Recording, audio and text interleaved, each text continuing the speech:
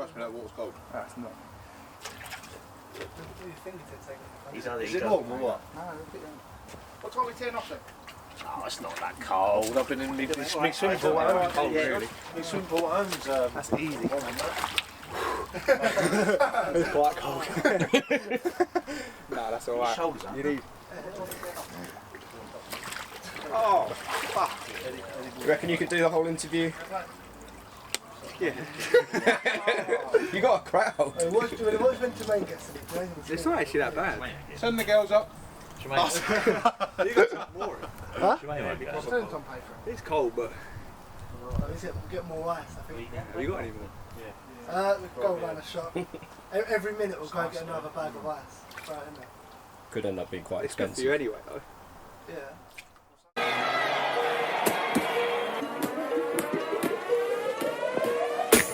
Yo, beast mode, I go beast mode. Left, right hook, then I reload. Speed, agility, breathe slow. Connect every uppercut, clean blows. Adam Thorn for Southpaw Jab with Dan Morley. Dan, how you doing? I'm very good, thanks. Yourself? Yeah, very well, thank you. You've just had your ice bath, all refreshed after your little dip. You got obviously a big title eliminator coming up against Louis. I'm going to say Louis, but it's either Louis or Lewis, so apologies if he's watching. Louis Isaacs, he's 6-0 as well. How are you feeling about it? Yeah, very First good. 10 rounder? Yeah. But I mean, I've said this before. Like on paper, it's a big step up. But I feel personally, with the training that I've had in this gym for the last sort of 18 months, that it's prepped me. It's stood me in good stead to be in this position. When was your last fight? October 2019. So probably about 18 months. Yeah, it's been a while. Yeah. But that's due to the pandemic, no other reason. Yeah, of course. We would have been out probably 3 or 4 times had there been no global pandemic, so I would have been in this situation now anyway. It's just, I haven't been active, so.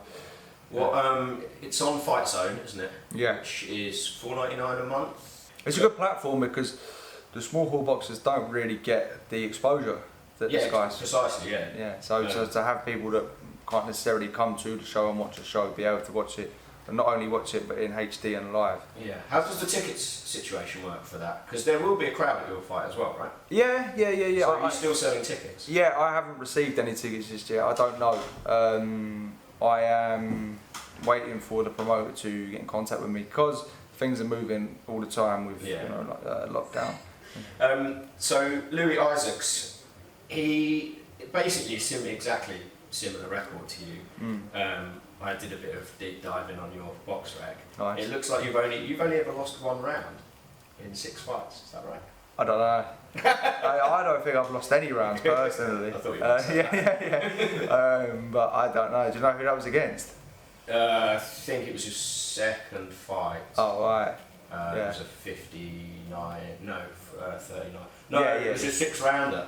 It was one of the 6 rounders. That was against Fonz. Yeah, no, I remember that. I remember the hearing the 59 score. Oh, yeah, I mean, yeah. But you bashed up Danny Little, which is quite impressive. He's a tough guy, and he's got a high work rate as well. But I think as I said in my interview with you before, at one point he was looking for a way out. I thought. He just couldn't get away from you. There's a funny story about that fight. I mean, I've got loads of respect for Danny, and he's been on the road and he took some serious shots in that fight. But that was a 4-rounder. It was always supposed to be a 4-rounder. But when he came to the fight, they thought it was a 6, and they were saying, "Look, we want to do 6 rounds." And in hindsight, he was happy with 4. He would have got paid more, but he also got stopped. Yeah, but I mean, he took so much stick in that fight, and he never stopped coming back. Yeah. So fair play to him. Also, he's a good road warrior. You've got one shared opponent with Isaacs, Nassim Ali. What did you make of him when you fought him? What, Ali? Yeah. Yeah, I mean. Do you read into the fact that you've got a shared opponent, or at this point, 6-0, is it? Nah. I mean, when you've boxed journeyman, you're just getting rounds in. I mean, if I was going to read too much into it, I put Ali down, and I think I was one of the only people that did that. I dropped him with a heavy right hand, but he got up, and I was on top of him the whole fight. Really and truly, it was because when you box journeyman, you get the rounds in, but they can escape. That fight, I was on top of him the whole fight and sort of picking my shots well, and like I say, I put him down. But you know, he got up and he fought back. So you can't really read too much into it. You've got a couple of knockdowns in your career, haven't you? Not you being knocked down. You Yeah. No, I've dropped it. Yeah, I mean, I do punch. People look at my record and you know, there are no knockouts. But I think if you combine my opponents, bear in mind they got lots of losses so far because they're there to survive as well. So do you think in this eliminator, having an opponent that's got to come to win, he's got to win, you know? Yeah. Do you think that will play to your strengths? Yeah, 100%. It's one of the reasons I took this fight, because he has an aggressive style. You know, obviously you have to respect that. You're in more danger yourself. But no, it's gonna give me more opportunities for openings because I'm quite a sharp counter puncher. But I was gonna say, like, my 6 previous opponents, I think out of 200 fights, if you added all their stoppage losses together, you'd struggle to break 10. Do you know what I mean? Yeah. They are tough. So getting those rounds in and being able to find openings against people that are very defensive. Yeah. Once you do go in against someone that opens up and is aggressive, I feel like it's good experience for that because you've gone through the round, so you can relax and, you know. People don't understand this. People look at the journeyman and they think they're poor and they think they're not very good. But these are some of the best boxers in the country because in order to consistently box to that level, people don't realise they're earning every week as opposed to the prospects who have to sell tickets and earn a small amount. You know, they're earning decent money to do it. A lot of prospects don't get paid for the first few fights because they can't sell the tickets, so they pay the opponent and then... It's cost me money before, to fight it's cost me money.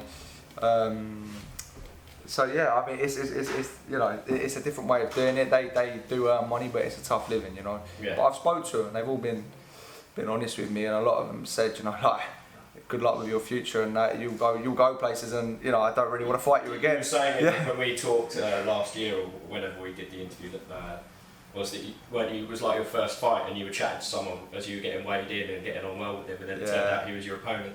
Yeah, so that was Paul Ducey. I mean, like, I'm not the most confrontational. I don't talk trash talk, so to speak, and that was my debut. And you know, when you weigh in a York Hall, you're in a queue with everyone on the show. Yeah. And the bloke in front of me just asked me, he's like, "Oh, when are you on? What number are you on?"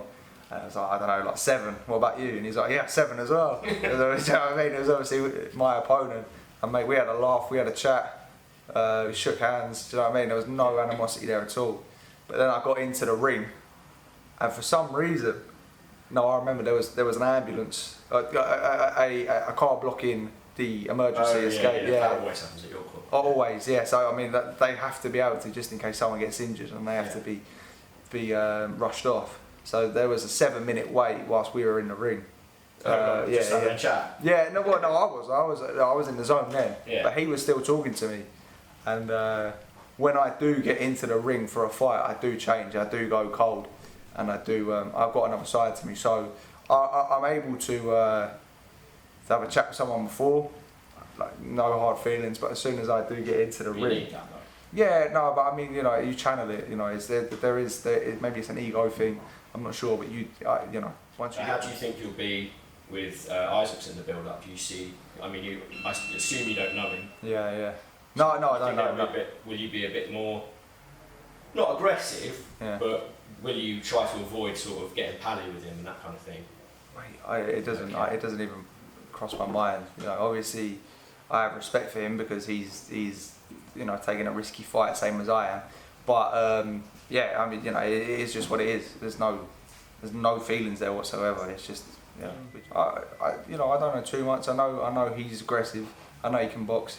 You know, he's a good fighter. He is a good fighter. He's strong. Listen, I've got respect for him. You have to. You know, I don't know him as a person, but I don't really ever think about him. I have to think about myself and my own training. Or I will fight him.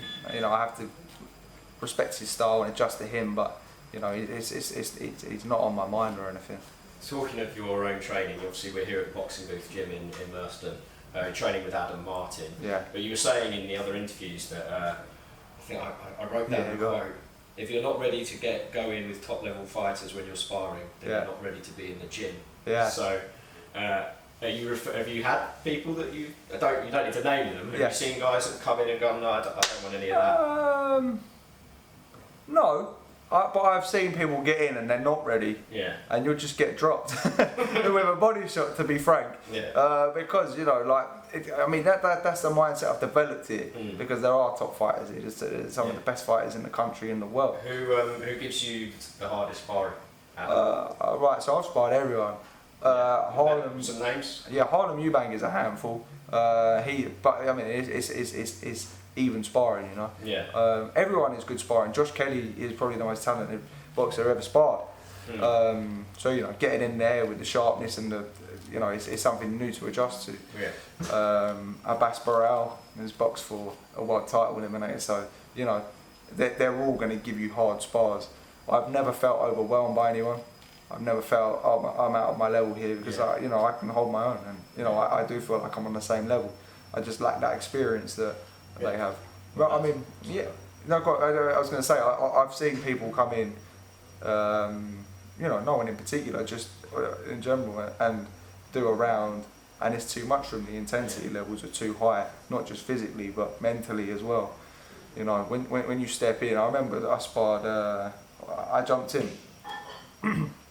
My first spar with Josh Kelly, and there was just tricks, not like bullying tricks, but like just bits of experience, like holding my elbow in my face and hitting me on the break. And it's things like that you learn, and you got to really like dig in and adapt. Yeah, you got. I mean, it's a fight at the end of the day, so it's been good for me. It's taken me to the next level. Sparring it over here is a lot different. So when I went to Las Vegas a few years ago, in the Mayweather gym. And in fact, at the end, people just walk in. Yeah. And there was guys coming in. God knows whether I don't think they were even professionals. Yeah. And they were like, "Oh, can I get in with Javonta?" Oh yeah. And then straight away, all the mobile phones would come out from Javonta's team. Yeah. He knocked out 6 guys in a row while I was there, and like, all in the. Oh, you were there, were you? Yeah, right. We went out there. Nice. There was another spar that turned into a mass brawl. It's just such like everyone, all of them piled into the ring. They'll walk in, they're all full of themselves. Oh yeah, let me spar Floyd, let me spar Javonta, and they're idiots because they just. Yeah. They get knocked out and they get filmed and put on social media. Yeah, but it's different over here. You miss the chance. You miss 100% of the chances you don't take, do you? So I suppose on the off chance that they chin Floyd Mayweather, I think it's funny because Floyd Mayweather is probably one of the most disciplined boxers of all time. Yeah. But whenever I've seen the gym, it just looks so ill-disciplined and so chaotic. It's a very weird place. It's fun. Yeah, it looks fun. But it was before this McGregor fight and. He was wandering around drinking pints of Coke. Who? Floyd was. Oh, was he? And me and my mate were like, he's not worried about making weight at all, is he? He's a brilliant. I mean, he's an all-time great, and you look at his reflexes and his skills and his stamina towards his late 30s and early 40s. He was disciplined. He was the ultimate, disciplined fighter. But if I was an up-and-coming fighter going into a gym and it was just kind of like throw you in like cattle. For sparring, I don't agree with that. No. I don't agree with the spar till you drop kind of ego thing. And like when we spar here, you might have people watching, but no one's like slamming the canvas and egging anyone on to get hurt. It's not what they bang on the day. Doghouse. Yeah. I mean, I just think that's a load. But do you know what I mean? It works for some, but it's not for me. I think you have to have that respect, and ultimately, Floyd Mayweather wouldn't have had people. You want people to look after you. It's a tough game, but you don't want people to exploit you, and you can get seriously hurt in this game. So it's quite a respectful sort of atmosphere around this gym. It's quite relaxed. It's like a family-run gym. I mean, we got the people that own it are a very nice family and always here. I mean, I've been very busy this 18 months, kind of. Not necessarily building my name as such, but you know what I mean? It's just my name has grown with going out to the Maldives and stuff, People, so I've met a lot of people. To just explain for anyone that doesn't know, you've been out doing boxing training for people in the Maldives, which I'm incredibly envious of whenever I see your pictures on Facebook and stuff. So name drop a couple of, this you've been asked about all the time, the Stranger Things star Millie Bobby Brown. Yeah. You said she's quite handy. Yeah, she's a good boxer, yeah. So she was there on holiday And I mean, you know, it's one of them. I've spoken about it a lot, but she was really really down to earth. Like I say, was she training for a film part or just to get fit? No, so I was on an island called Fushi, which is it's a bit of a it basically I saw it got voted like the most luxurious island in the world. Yeah, nice. Yeah, I mean I don't think it is the official, but like it's a really nice place. And a fellow called Marco Bernini just offered it to me on the off chance after coming to one of my fights, just like that. So it was as surprising for me as everyone that saw the pictures. So I was really lucky. Did your girlfriend go out with you? Not the first time, I've been twice. So the first time I went out there, that's when I trained Millie. I went out there and basically I'm a freelancer teaching people how to box and doing a bit of personal training as well. So I get full access to the island within reason. You know, I'm not going to people's villas and stuff. But, you know, my job is basically to talk to people out there because I have to drum up my own work for the island. Yeah. And I was just talking to Millie's family. The Rugby World Cup was on as well, so I was just talking to just this English bloke. Who of all the people you train, who's the best pound for pound? Of all the people I've trained, a boxer. Yeah, just anyone. Like. Yeah. Who's the best non-pro or celebrity or whatever that you've done a bit of training with, pound for pound? I don't know. I mean. I told you I was going to try and catch you off. Yeah. I mean, Millie. I think she's had a fight. What, an amateur fight? I think so. I'm not entirely sure because I spent a bit of time with them when I was there, and I did ask. And they like their boxing. I mean, it's something she's done for roles. Yeah. And yeah, I mean, she was pretty good. I trained Jonas Bjorkman, who was a tennis player, a very good tennis player. And I sort of learnt there as well. I found that there's a lot of similar movements. I was going to say, and also in terms of it being a sport where it is just you, there is nothing else to fall back on. Yeah. Did that mentality kind of help him? I mean, we only did an hour, but I mean, yeah, it's an individual sport. You have to have that self-belief and that courage in both sports. In boxing is quite different because there is that element of danger. Yeah. But it was more the physical side of it, like the tennis stance, transferring the weight through balance and twisting through the shots and having your feet in the right position and using your body. Like he very quickly had snapping his punches, so that was cool. But yeah, I mean, I've trained loads of people. They're just the ones that stand out. I mean, I've you know, it's been my job for a few years, and I've been lucky enough to train people from all over the world. But yeah, man, I'm just privileged. I get to. You know, I mean, the celebrity side of it is neither here nor there. It's just an added bonus. But I get to train people from all over the world and just punch them. Do you know what I mean? But no, I get to do what I love to do, and you know, How would you describe your style? Boxer, puncher, or? Well, I've adapted over the years. I'd say boxer, puncher now. Yeah. Because I'm gonna. This again is my deep dive into your social media. That's good.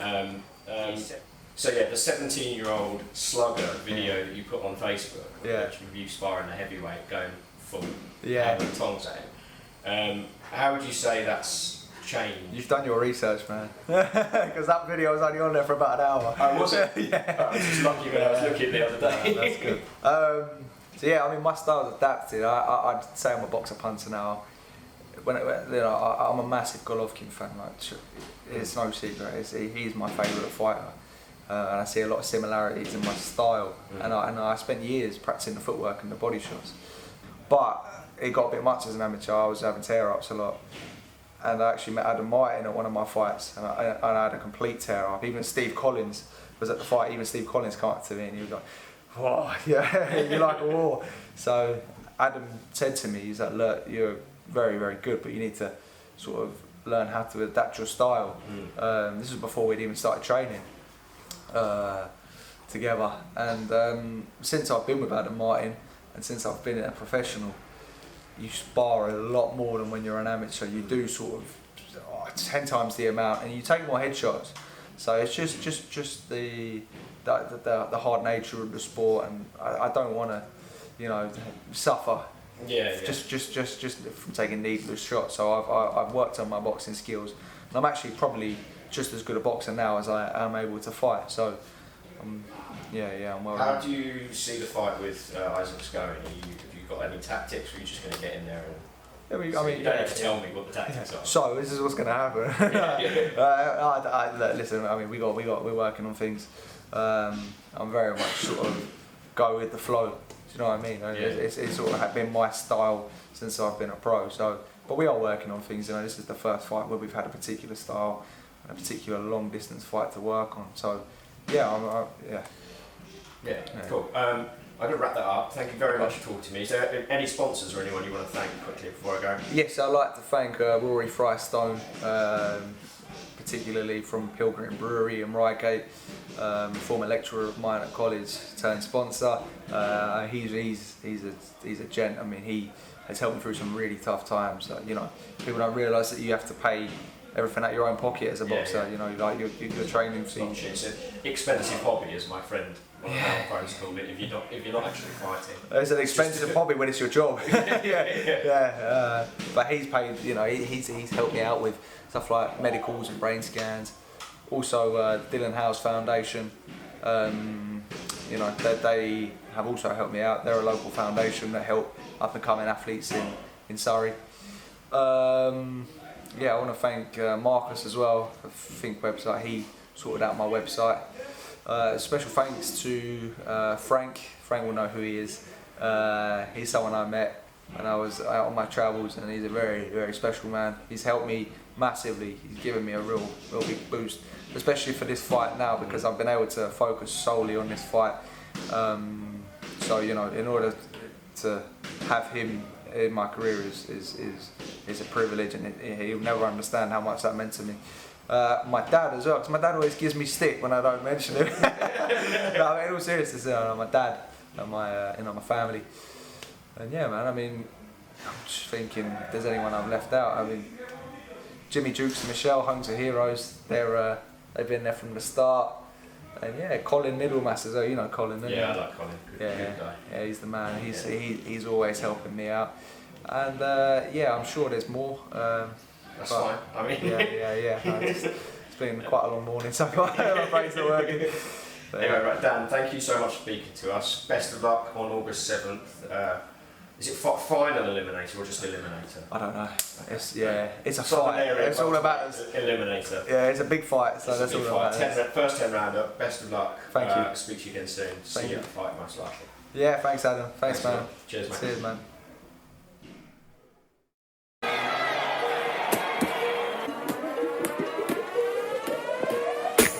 Yo, beast mode, I go beast mode. Left, right hook, then I reload. Speed, agility, breathe slow. Connect every uppercut, clean blow.